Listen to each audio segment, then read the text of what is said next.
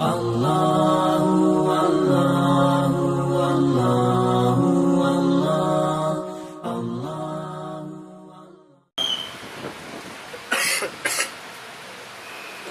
Waalaikumsalam warahmatullahi.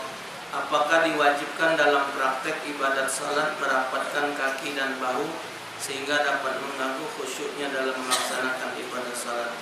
Dan penjelasan dalam mazhab Syafi'i ini sunnah. Jadi sunnah di kaki dirapatkan supaya barisannya rapat. Ya, disunnahkan. Tapi kalau kilo-kilo terlalu rapat bikin kita tidak ada tenang solat. Empit-empitan Allah. Lalu pula ke. Ya, ini kayak nak ngapetkan kakinya, akhirnya kakinya malam lah itu. Kan ada ukuran kaki ke kaki sekilan, sudah dirapet sekilan. Ini dah nak ngejar kaki wong, melap.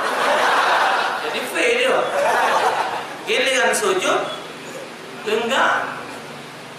Jadi jangan pula karena itu bukannya wajib,